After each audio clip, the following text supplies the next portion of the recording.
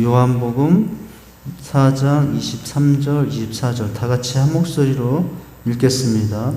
아버지께 참되게 예배하는 자들은 영과 진리로 예배할 때가 오나니 곧 이때라. 아버지께서는 자기에게 이렇게 예배하는 자들을 찾으시니라. 하나님은 영이시니 예배하는 자가 영과 진리로 예배할지니라. 아멘. 하나님이 찾는 사람, 하나님께 신령과 진정으로 예배하는 사람이라고 말씀해 주고 있습니다. 자, 부제는 뭡니까? 예배가 살아야 교회가 산다라는 내용이죠. 교회만 사는 것이 아니라 예배가 살면 내가 살고, 예배가 살아 내가 살면 가정이 살고, 예배가 살아 내가 살고 가정이 살면 교회가 살고, 그래서 민족과 나라와 열방도 살고. 사는 길이 뭐겠습니까? 인생이 사는 길은 예배죠. 예배라고 할 수 있어요. 자, 첫 문장을 보면 이렇게 시작이 됩니다. 이 첫 문장은 지난 시간에 마무리 봤던 내용인데 또 보죠. 자, 첫 문장부터 보면 이렇습니다. 진정한 예배는 영적 전쟁의 승리를 가져온다. 오스카 쿨만은 구해줘서 크라이스트 앤 타임에서 크리스찬은 뭐와 뭐? D-Day와 V-Day, D-Day와 V-Day, 즉 이미와 아직 사이에 존재한다라고 했다고 합니다.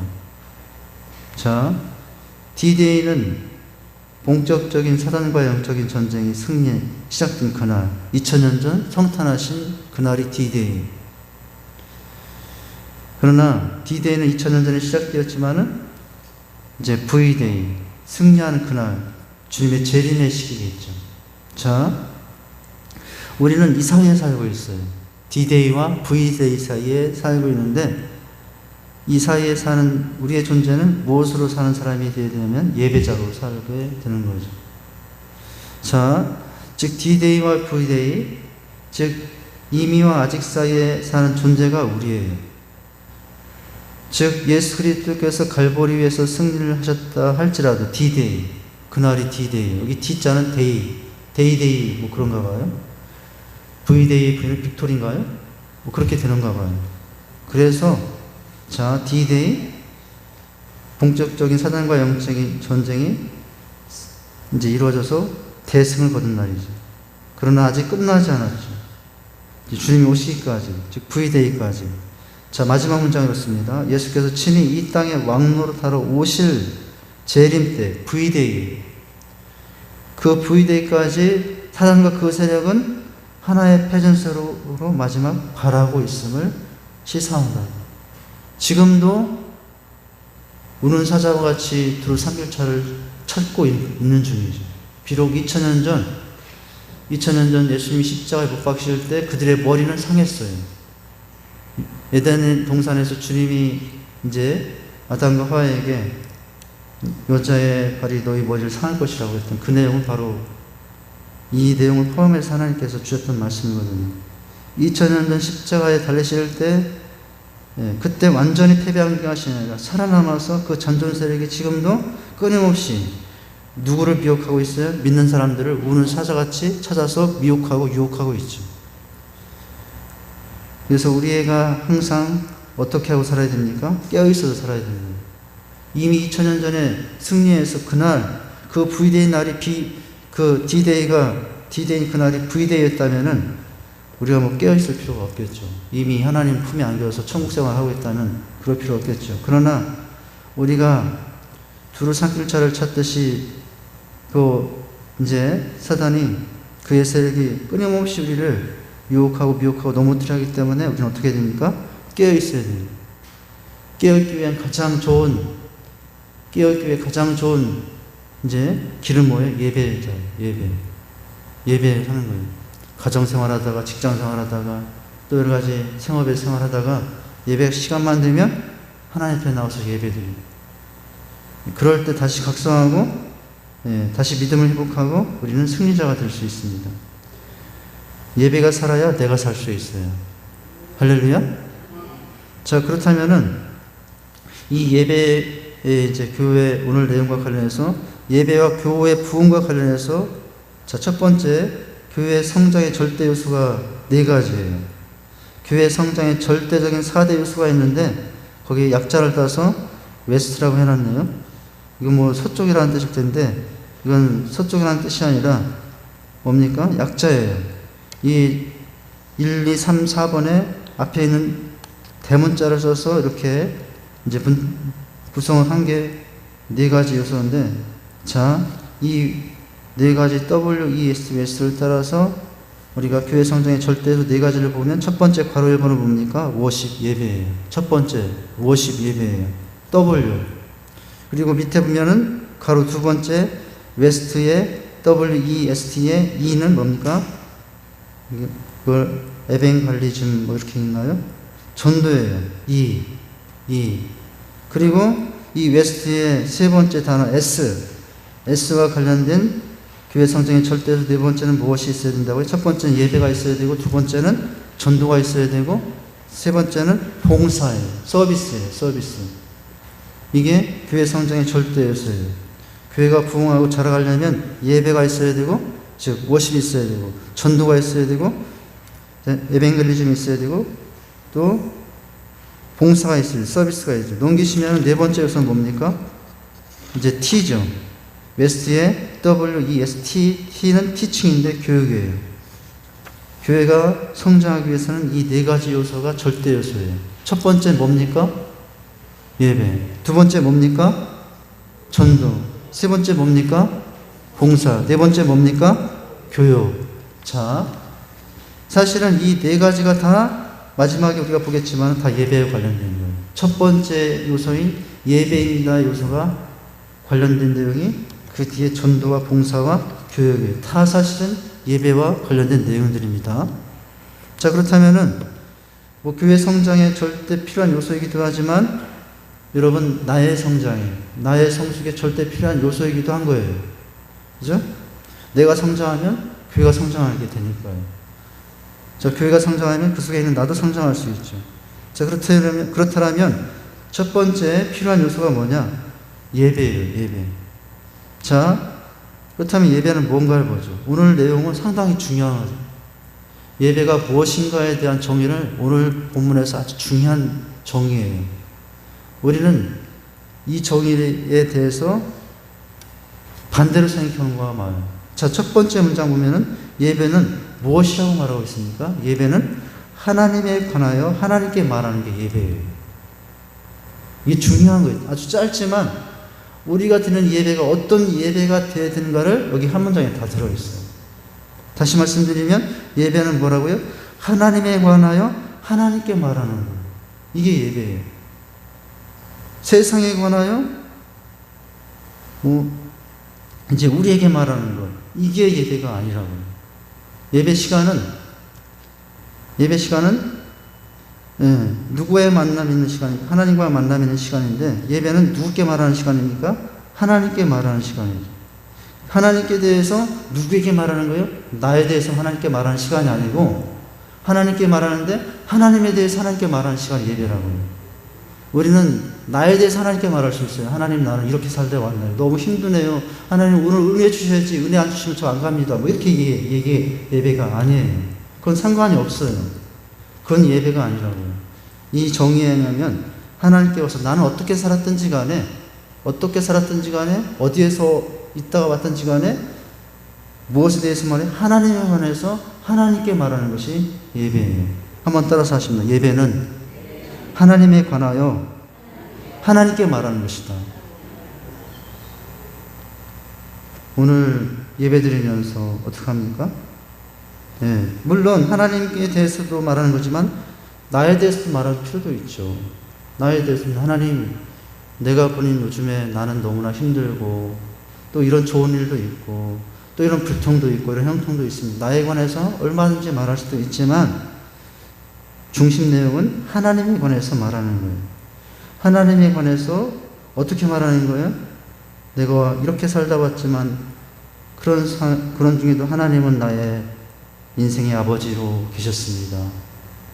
하나님은 나의 주관자입니다. 하나님은 나의 창조주입니다. 이 땅의 창조주이십니다. 이런 고백이 넘친 예배가 정말 하나님께서 기뻐하는 예배가 된 줄 믿으시기 바랍니다. 그러니까 예배의 주인은, 예배의 중심 기준은 하나님이에요. 내가 아니에요. 우리가 아니에요. 근데 많은 경우 예배가 어떻게 변질되고 있냐면 하나님에 관하여 하나님께 말하는 것이 아니라 나에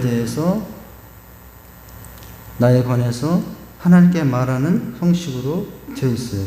그 예배가 잘못됐거나 필요 없다는 것은 아니지만 중심 내용은 예배는 항상 하나님에 관하여 하나님께 말하는 시간이 될 수 있어야 된다는 거예요. 자,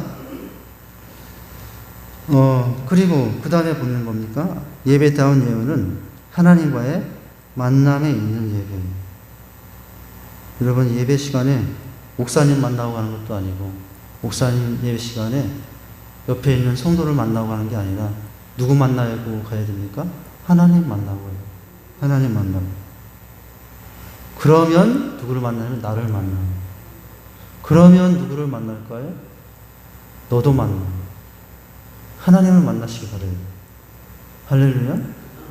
이게 예배예요. 예배다운 예배는 하나님에 관하여 하나님께 말하면서 누구를 만나는 거예요? 하나님을 만나는 게 예배예요. 미국에 성장하고 있는 세들백 교회 릭 워렌 목사는 여기 12가지의 예배에 대한 신념을 이와 같이 정리했다고 합니다. 거기 보면 하나 해가지고 12가지인데, 첫 번째 하나. 자, 예배가 뭐라고 말씀하고 있습니까? 예배는 뭐예요? 믿는 자만이 진정으로 하나님께 예배를 드릴 수 있다라는 거예요. 할렐루야. 예배는 무엇을 드리는 거예요? 믿음으로 드리는 거예요. 믿음으로. 그 사람이 하나님께 예배를 드릴 수 있어요. 여러분, 의심하면서 하나님께 예배 드릴 수 있습니까? 그럴 수 없어요. 네. 믿는 자만이 진정으로 하나님께 예배 드릴 수 있습니다. 그렇게 예배할 때 참다운 예배의 성공이 있게 됩니다. 여러분, 예배의 성공이 곧 인생의 성공이라고 그랬어요. 인생의 수준은 예배의 수준을 넘을 수 없다고 그랬어요. 여러분, 내 인생의 수준이 높아지게 원하십니까? 예배의 수준을 높이시기 바랍니다. 주일날에 예배의 수준을 높이시고, 새벽 예배 때 예배의 수준을 높이시고, 수예배 때 예배의 수준을 높이시고, 셀 예배 때 그 예배의 수준을 높이시고, 그러면 무엇이 높아져요? 내 인생의 수준이 높아져요. 인생은 예배의 수준만큼 되는 게 인생이라고요. 예배의 수준을 결코 넘을 수 없는 게 인생이라고요. 우리가 이미 여러 번 나눴던 내용이기도 해요. 자, 두 번째. 하나님께 예배 드리기 위해서는 반드시 건물이 있어야 하는 것은 아니다. 건물이 있어야 되지만 반드시 건물이 있어야 되는 것은 아니에요. 누가 있으면 돼요? 예수님에 대한 믿음의 고백이 있는 공동체가 있으면 예배는 여기가 아니라 저 마당에서 드릴 수도 있어요. 네. 꼭 건물 안에서만, 건물이 있어야만 예배를 드릴 수 있는 것은 아니에요. 누가 있으면 돼요? 네. 예수를 그리스도로 고백하는 신앙 고백이 있는 사람들의 모임이면 그것이, 예, 우리 권사님 가정집이든 우리 장로님 집이든 아니면 저 마당이든 아니면 저 들이든 어디서든 예배는 드릴 수 있어요. 그렇죠? 자, 근데 또 한 가지, 예배 세 번째, 예배는 올바른 예배 형식이란 없다는 거예요. 예. 여러분, 지금 우리 교회에서 드리고 있는 이제 이 예배의 모든 순서와 절차 내용들이 1000년이 지나도 많은 세월이 흘러도 드려져야 될 예배의 형식일까요? 그렇지 않아요. 지금 우리가 드리고 있는 이 형식은 이제 100년 전에, 500년 전에는 없던 예배 형식일 수 있어요. 만약에 초대교회 성도들이 지금 예배의 수준을 보면서 이것도 예배인가? 그렇게도 생각할 수 있어요. 그래서 예배에 정해진 형식은 없어요. 얼마든지 예배의 중심 내용과 핵심은 빠지지 않는 상황이라면 예배 형식은 얼마든지 개선되어지고 항상 바뀔 수 있어야 돼요. 개선될 수 있어야 돼요. 개혁에 대해서 말했잖아요. 우리가 여호사밧의 개혁에 대해서 여기 첫 번째 이제 12강을 볼 때 여호수아가 개혁에 대해서, 예배 개혁에 대해서 봤잖아요. 그런 마찬가지인 거예요. 올바른 예배 형식이란 영원히 정해진 것은 없어요. 끊임없이 상황에 따라서 얼마든지 중심, 핵심은 타협이 없지만 이제 변경이 될 수 있습니다. 다음 네 번째 뭡니까? 불신자들은 믿는 자들이 예배드리는 것을 관찰할 수 있다라는 거예요. 이게 이제 구도자 예배와 관련된 내용인 거예요. 초청잔치가 왔는데 믿는 자들이 관찰할 수는 있죠. 그러나 여러분, 불신자들은 관찰할 수 있지만은 믿는 자들은 예배 드릴 때 관찰할 수는 없어요. 내가 예배자가 되어야 되는 거예요. 관찰자, 구경꾼이 되면 안 돼요. 예배. 혹시 나는 요즘 예배를 구경하고 있는 거예요? 오늘 목사님 넥타이를 봤더니 오늘은 빨간색이었는데, 목사님 오늘 헤어스타일은 왜 한쪽 이렇게 새가치가 파묻이 되었을까? 그런 것만 관찰하면 안 돼요. 오늘 주보는 왜 이렇게 되었을까? 나중에 주보 걷다 보니까 그림을 그려놨어요. 그러면 안 되죠. 자, 불신자들은 관찰할 수 있지만 신자들은 관찰자가 되면 안 되죠. 다섯 번째 뭡니까? 하나님의 임재가 느껴지고 선포되는 말씀이 이해된다면 예배는 불신자들에게 있어 강력한 전도가 됩니다. 그죠?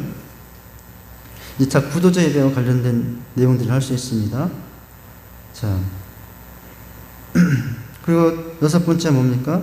하나님 우리가 우리의 예배에 불신자들이 참석했을 때 그들의 두려움과 필요와 그들의 싫어하는 것에 대해서 민감한 것을 기대한다라고. 이제 그런 예배가 진행될 수 있도록 하라는 거죠.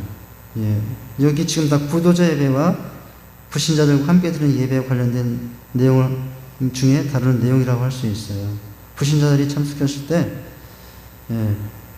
그들의 두려움, 필요, 일상에 싫어하는 것들에 민감해서 그런 주제를 가지고 우리가 얼마든지 이제 이야기하고 안내할 수 있고. 저는 지난주에 우리는 어디로 가야 되는 거야? 불신자들도 항상 그런 고민이 있지 않겠어요? 열심히 살고 있는데 나는 어디로 가야 되지? 우리 인생은 어디로 가는 거지? 누구한테로 가야 되지? 제가 그래서 지난주 불신자 구도자 예배를 드릴 때 저는 그날의 이제 불신자들의 관심의 초점을 거기로 잡았어요. 어디로 가야 되는가? 어디로 가야 되는가? 그죠? 신명기 1장에 가나안을 통과하여 약속의 땅을 와서도 전진하지 못하고 머물러 있는 그들. 그것이 누구의 모습일 수 있냐면 우리들의 모습일 수 있지만 이제 구도자들의 불신자들의 모습일 수 있거든요. 그래서 이제 그런 상황 가운데 우리는 가야 된다. 누구께 가야 된다? 아버지께 가야 됩니다. 예? 우리가 가야 될 곳, 가장 안전한 곳은 누구라고요? 내 대신 싸워주시며 길을 제시하신 하나님께 가는 것. 때로는 안아주시며 길을 제시한 하나님께 가는 것. 때로는 앞서 가시며 길을 열어주신 하나님께 가는 것. 이것이 우리가 가야 될 곳이라고 그랬죠. 민감할 필요가 있어요. 일곱 번째 뭡니까? 물론 민감하라고 했지만 불신자들이 민감하라고 했지만 타협은 아닙니다. 불신자들에게 민감하게 한다고 해서 넘지 말아야 될 선을 넘어서는 안 돼요. 예배에. 타협은 되진 않지만 어떻게 할 수 있어요? 배려하고 공감하면서 얼마든지 이제 그렇게 예배 진행을 할 수가 있어야 되는 거예요. 자, 그리고 일곱 번째는 뭡니까? 구도자에게, 불신자에게 민감한 예배가 되기 위해서는 깊이가 없을 필요가 없다. 이게 무슨 말일까요? 불신자들 오니까 너무 어려운 말 하지 마시고요. 재밌게만 하세요. 이럴 필요는 없다고요. 불신자 초청하는 날에 너무 어려운 얘기 하지 말고 쉽게만 해주세요. 이게 아니라고요. 그게 아니라 이게 뭐예요? 깊이가 없을 필요는 없다. 이게 뭐예요? 이중부정이잖아요. 깊이가 있어야 된다는 말들이죠. 오히려 그날도 깊이 하는 거예요. 불신자들이 온 날 더 깊이 있는 얘기, 재밌게 하려 하지 말고, 막 웃기고 재밌는 이야기 중심으로 하지 말고 깊이 있는 이야기도 할 수 있어야 된다고.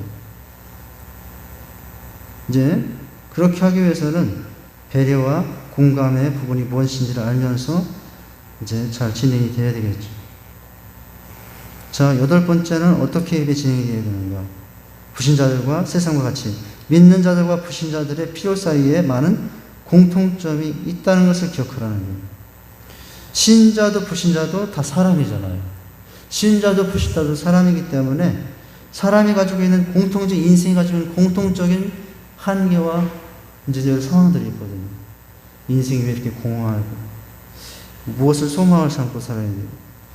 예수를 믿고 하나님을 믿어도 이렇게 근심 걱정 많고 안 믿어도 근심 걱정 많은데 그런 공통점을 찾아서 같이 드리는 기존 신자도 또 그날 처음은 불신자들도 같이 공감하면서 이제 하나님께 말씀 앞에 가게 하는 거죠.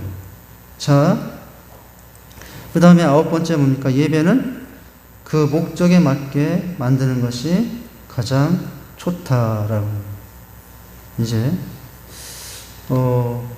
예배의 대상이 청년이냐, 중고등부냐, 장년부냐, 우리 어르신들이냐, 뭐 여러 가지가 다를 수 있겠죠. 목적에 만드는 것 중요하고. 다음에 10번째 뭡니까?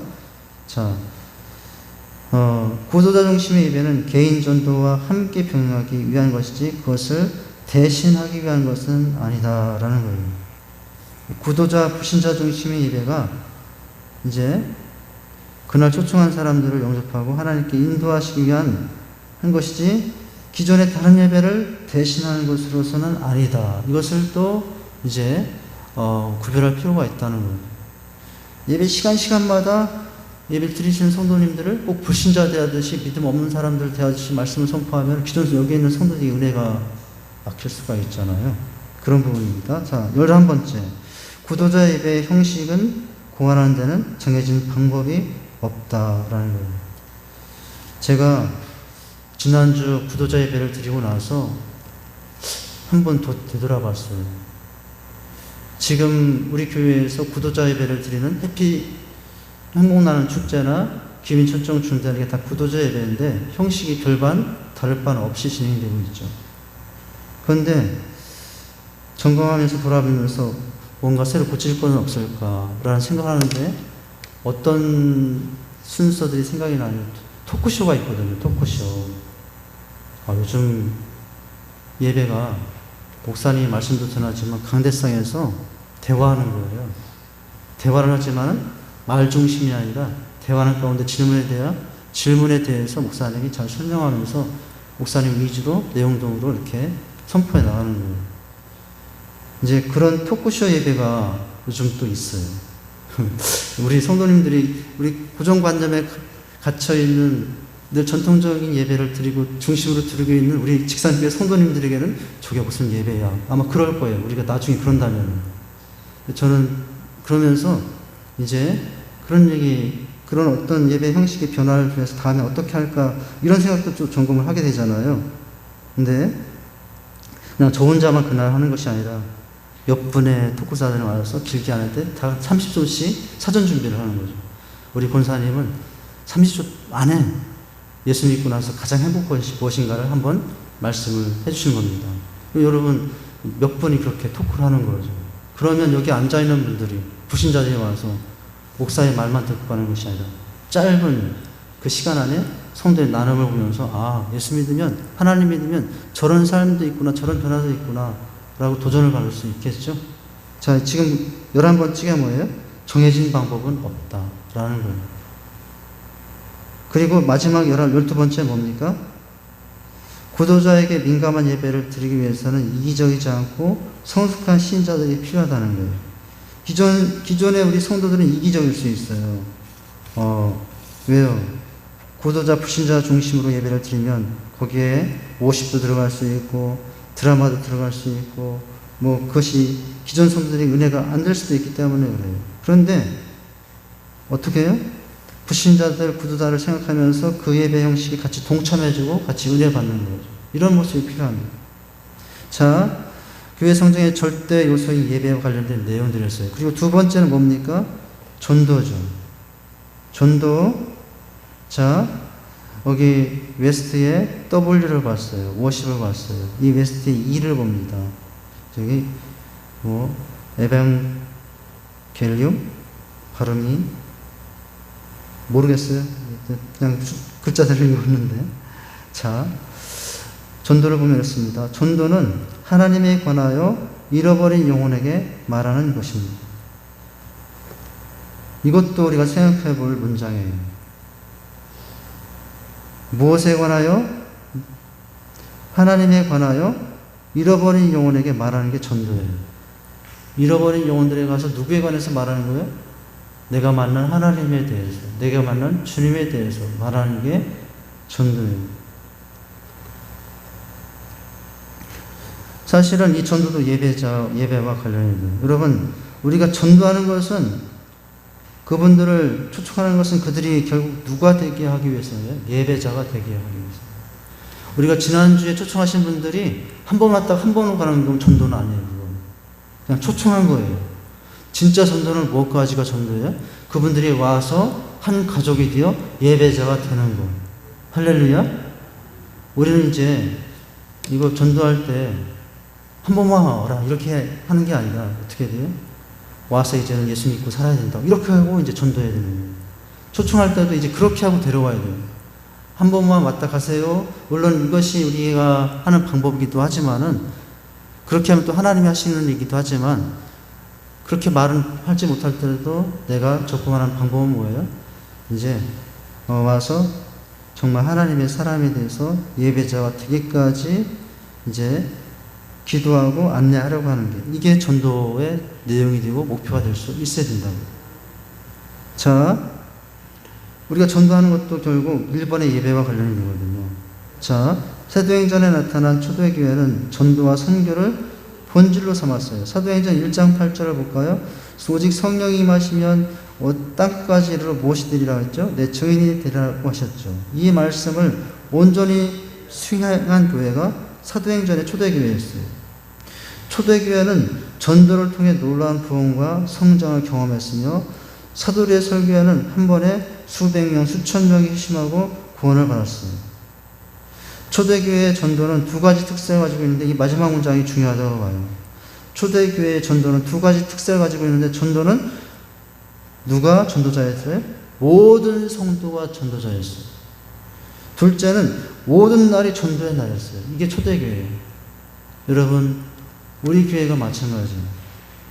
우리 교회도 마찬가지예요. 두 가지 특성을 가지고 있는데 모든 성도가 전도자였다는 거예요. 우리 교회도 그래야 됩니다. 모든 성도가 전도자가 됩니다. 저는 항상 참 애쓰고 수고하시는 분들을 보면, 전도에 은사가 있고 달란트가 있어서 누구보다도 열심히 데려오시는 분들을 보면은 너무나 감사해요. 근데 아쉬운 게 뭐예요? 늘 데려오는 사람은 늘 데려와. 근데 한 번도 안 데려온 사람들은 한 번도 안 데려와. 한 번도 안 데려와. 이건 초대교회의 모습이 아니에요. 오늘 말씀을 보니까 모든 성도가 전도자가 되는 거예요. 이것이 건강한 초대교회의 모습이었다고 하는 거죠. 그리고 모든 날이 전도의 날이었어요. 우리는 사실은 이걸 어기고 있는 거예요. 1년에 귀빈초청 축제 날을 정하고, 이제 하반기에 행복나는 축제를 정해서 그날만 하자고, 그날만 하도록 하고 있는 것, 이것은 사실은 성경의 원리를 우리가 지금 어떻게 하고 있는 거예요? 사실은 지키지 못하고 있는 거예요. 왜냐하면 그렇게라도 해서 하자기 때문에 그렇게라도 하고 있는 거지. 뭐예요? 제일 좋은 방법은 모든 성도가 전도가 되되 모든 날이 전도가 되는 거예요. 매주마다 새로운 영혼들이 태어나는 거예요.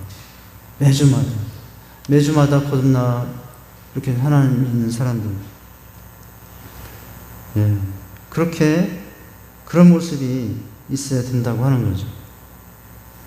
자, 우리 세 번째는 봉사입니다. 이 봉사도 결국은 무엇을 위한 거예요? 예배를 위한 거죠. 봉사를 해서 결국은 예배의 수준을 높이고자 이제 이 봉사가 있는 거예요. 봉사 보니까 서비스예요. 여러분, 서비스라는 말은 다 아시잖아요. 네. 어디 갔더니 서비스가 너무 좋다고. 똑같은 가격인데 사람들 어디 갑니까? 똑같은 가격에 똑같은 물건이면 이왕이면 다홍침한가요? 맞는 말인지 모르겠네요. 어디 갑니까? 서비스 좋은 집에 가죠. 말 한 번이라도 상냥하게 인사라도 한 번 더 하는 사람. 지난번에 제가 우리 카톡에 제 문자에 짜장면 전동왕 그 집사님 링크를 다 보내드렸는데, 네, 오시면 어서 오십시오. 짜장면 한 개 시켰거든요. 어서 오십시오. 네, 짜장면 한 개씩. 네, 알겠습니다 하고 인사 꾹꾹하고, 갖다 드리면서 맛있게 드십시오 인사 꾹꾹하고, 단무지 하나 가지고 와서 맛있게 드십시오 한 번에 인사를 너무 꾹꾹하고, 돌아갈 때 계산하면서 돈 내고 할 때 안녕히 가십시오 다음에 오셔서 인사 꾹꾹하고, 짜장면 한 장을 받는데 인사를 한 20번을 받는 거예요. 사람들이 기억에 남아요. 다 봤습니까? 제가 보내드린 거? 안 보셨나 보요. 하여튼, 이제 우리 지금 초청 축제하기 전에 동기부여 받으라고 제가 보내드렸던 동기였는데, 그렇게 서비스를 잘 하시더라고요. 그렇게 해서 막, 어딜 가나 짜장면을, 동네방네 이제, 어딜 가나 가시면은 짜장면 파티라는 거예요. 그렇게 해가지고 오도록 하고, 서비스가 대단하더라고요. 자, 오늘 교회, 성장하는 교회의 특징을 보면 서비스가 참 좋은 교회예요, 서비스. 우리 직산교회 서비스는 어떤지 모르겠어요. 이 주변에 소문이 어떻게 나는지 모르겠어요. 직산교회 너무 서비스가 없어. 직산교회는 그냥 오는 동 마는 동 관심들이 없어. 그렇게 하고 있습니까? 아니면 정말 소문이 났나요? 직산교회 가면 서비스가 너무 좋다고. 주차장에서부터 또 체험관문에 들어오고 2층에 올라오고 자리에 앉고, 그것까지가 아니라 예배 끝나고 가는데도 식사하고 마지막 나가는 순간까지 너무나 친절하다고. 아멘을 하셔야 됩니다. 할렐루야? 우리 직산교회가 그렇게 서비스가 좋아야 되지 않겠습니까? 네. 자, 이게 지금 세상 장사 이야기를 하는 게 아니고 뭡니까?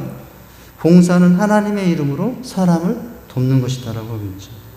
베델 혹은 감리교회의 네이 목사는, 베델 흑인 감리교회 목사 네이 목사는 우리에게 엄청난 비극은 예배를 드리며 나오면서 서로에 대해서는 알지도 못할 뿐더러 더 깊이 알고 싶어 하지도 않는다는 사실입니다. 예배라는 정황 속에서 서로에 대한 봉사는 우리 회중의 의미 있는 예배를 동참시키는 데 결정적인 역할을 합니다. 라고 말했다. 봉사가 예배로 동참시키는 데 결정적인 역할을 하고 있다라고 했어요. 다 예배와 관련돼요. 전도도 예배와 관련되고 봉사도 예배와 관련돼요. 자, 하나님을 쫓아 교회 내뿐만 아니라 교회 밖에서도 사람을 섬기고 봉사하게 되면 많은 사람들을 교회로 인도할 수 있을 것이다. 할렐루야. 봉사, 서비스가 많은 교회가 돼야 되겠죠. 네 번째는 교육입니다. 자, 잘 가르치는 것. 이것도 예배와 관련되거든요. 교육은 뭐예요? 이것도 마찬가지예요. 교육은 뭐가 교육이냐? 하나님에 관하여 인간에게 말하는 거예요. 근데 저 밖에 세상에 가면 학교는 하나님에 관하여 말하는 게 아니라 자연에 관하여 말하고, 자연에 관하여 인간에 말하고, 세상에 관하여 인간에 말하고, 세상 교육이에요.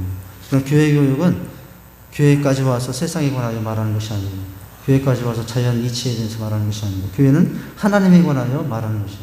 가르치는. 예수님의 중심 사역 중에 하나는 가르치는 교육 사역이었습니다. 기독교는 사람을 길러낸 종교입니다. 교육이라고 하면 주일학교 사역을 떠올리게 되는데, 주일학교는 미래의 일꾼을 길러내는 모판과 같은 것이에요. 주일학교를 잘 운영한 교회는 미래의 성장의 열매를 거둡니다. 요즘에 이제 어떤 경향들이 있냐면, 교회에 주차장을 개방할 때 일반적으로 어떻게 해요? 어딜 가나 주차장의 최우선권은 누구에게? 장애인, 어려우신 분들에게, 연로하신 분들에게 주차장이 개방이 되거든요. 근데 요즘은 여러분들 좀 생각이 어떻게 될지 모르겠지만, 주차장 개방의 주차장을 개방하여 최우선적으로 배려하는 대상이 좀 바뀌었는데, 다 그런 건 아닌데, 이제 30, 40대, 30세대들에게 주차장을 양보하는 거예요. 왜 그러냐면 30세대들은 아이들을 데리고 오고 아이들과 함께 오는 세대예요. 그래서 그 아이들이 교회에 와서 잘 예배드리고 하기 위해서는 이제 30세대들에게 첫 번째 고려의 대상이 돼요. 이게 세상 흐름을 맞춰서 하는 야합이 아니고요. 뭐예요? 그 상황에 맞도록 더 더 잘 가르치고 더 잘 안내하기 위해서. 그래서 아이들이 오는데 30세대들이 아이들, 요즘 저출산이 문제가 되는 시대 가운데 이것도 필요한 전략 중에 한 가지. 30세대들에게 주차하기 우선권을 주어서 아이들이 주차하고, 아이들이 되고 부모가 주차를 잘해서 빨리 아이들을 교육할 수 있도록 편의를 제공해 주는 거죠. 그런 거예요. 자, 그런 경향도 있다는 거예요. 이런 경향들이 몇몇 교회들에서 시작되고 있는데, 이런 경향들이 나중에 4, 5년 후에 전체 한국교회 경향이 될 수도 있어요. 주차장 가면은 이제 30세대가 제일 먼저. 이렇게 될 수도 있는 것이거든요. 이게 다 교육과 관련이 되죠, 교육과. 자, 이 중에 예배가 중요합니다. 자, 이렇게 이제 4가지를 봤어요. 4가지를 봤는데, 마지막 문장. 우리 마지막 문장, 이 중에 한번 같이 읽겠습니다. 시작. 이 중에 예배가 가장 중요합니다. 예배는 성도의 본문입니다. 본문, 본래문. 예배에 성공해야 인생에 성공합니다. 동시에 예배는 교회 최대의 사명입니다. 예배에 성공해야 교회가 성장합니다. 예배는 교회의 앞문이에요. 앞문을 넓게 열고 뒷문을 막는 교회가 성장합니다. 할렐루야. 자, 교회 예배가 은혜로워서 앞문으로 들어온 성도들이 감동을 받으면 뒷문으로 나간 성도들이 줄어들어요. 예배가 교회의 앞문이에요. 이 앞문에서 은혜 받아야 뒷문이 닫힌다고. 빠져가는 성도가 없다고요. 자, 예배는 초신자들에게 교회에 대해서 느끼는 이미지의 큰 부분을 차지하는 중요한 부분. 그 교회 주차장 시설 구축하고 예배 시설 구축하더라도 와서 예배에 은혜 받았다. 그러면 그 사람은 그 교회 될 확률이 높거든요. 예. 자, 예배는 초신자들의 교회에 대해서 느끼는 이미지의 큰 부분을 차지합니다. 그러므로 예배에 대한 개발과 연구를 통해서 마치 30세대들에게 이제는 주차장의 첫 자리를 양보하여 아이들을 빨리 잘 데려오고 편안하게 올 수 있고, 어디 교회 갔더니 주차장이 없어서 애들을 데리고 들어갈 수가 없어요. 그러면 주일학교도 부흥이 안 되고 젊은 세대들도 없어지고 그럴 수 있는 거죠. 이제 이런 것들을 이제 관련이 됩니다. 그래서 자 뭡니까? 그러므로 예배에 대한 개발과 연구, 고정관념을 깨는 거죠. 연구를 통해서 누구를 만나는 예배? 하나님을 만나는 예배, 살아있는 예배가 되도록 노력해야 할 것이다. 할렐루야. 자, 오늘 이런 예배 요소들이 우리 교회가 점검해야 될 예배의 부분들입니다. 이런 부분들을 잘 점검해서 우리 예배가 더 아름답게 하나님의 기쁨의 예배가 될 때, 그때 우리 교회는 하나님의 은혜를 더 풍성하게 넘치는 부흥이 있게 될 줄 믿습니다. 할렐루야. 기도합니다. 하나님 아버지, 주님의 은혜와 사랑을 감사를 드립니다. 하나님, 참으로 우리 교회 부흥의 중요한 4가지 요소들, 예배와 전도와 봉사와 교육, 하나님 보았습니다. 이런 것들이 잘 이제 구비가 되고 또 조정이 되면서 우리 직산교회 예배도 더 아름다운 예배가 되어갈 수 있도록 인도하옵소서. 그래서 더 많은 영혼들이 와서 힘을 내고 인생의 새 삶을 살아갈 수 있는 그런 영혼의 터전들이 되도록 함께 하시고 인도해 주시옵소서. 예수님 이름으로 기도하옵나이다. 아멘.